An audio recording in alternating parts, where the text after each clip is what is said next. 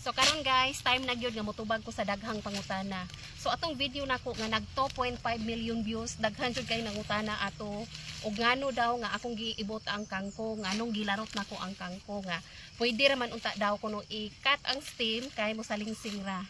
So karon motubag na gyud ko sa daghang pangutana guys no. Ayan. Kani magud nga klase nga kangkong guys, kaning amoa is gi-farm na gid ni namo. Kay wala man ko nag backyard gardening, wala ko nag container gardening, gi-farm gid ni nako ako ang kangkong. Unya ako nag-cut, mostly magud sa nag-content ani nga kangkong is akong nakita kung mag-harvest sila, ginakat ra gyud nila ang stem dinhi. Katon ra gyud dinhi kay napamanggi salingsing diri sa ubo. So pwede ra gyud unta na siya. Pero kaning ako is gi-farm naman gid ni nako. Unya ang halin pod gyud dito sa merkado is kani jung apil ang iyang gamot. Kay ang uban pod nga customer gyud mangutana kung unsa ni nga kangkong diin gikan nga kangkong sa kangkong basta tubig or kato na ba nga kangkong nga bag-o nga variety.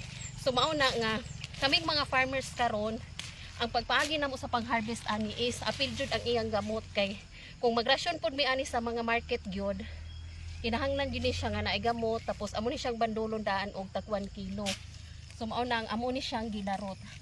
Unya ini humana mo kuan ani harvest ani tanan. So mao na nga mopalit na pud mig similya dito sa agricultural supply. Upalit na pud mi inya amo na pong ipugas dinhi og balik. So inana ang amo ang pamaagi sa pag kuan na mo pagtanom og kangkong. Ayan, so kung kuan pa ko nag backyard gardening, so mao nang mag-cut ra gid ko sa stem kung mga harvest. Ayan, so mao na ni siya guys, natubag na nako ang inyong pangutana. Kay wala jud ko mutubag dinyo dito sa kuan sa chat lang kay gusto nako nga ma-demo jud nako ninyo sa akong video ang pagtubag sa inyong mga pangutana. Ayan, thank you for watching.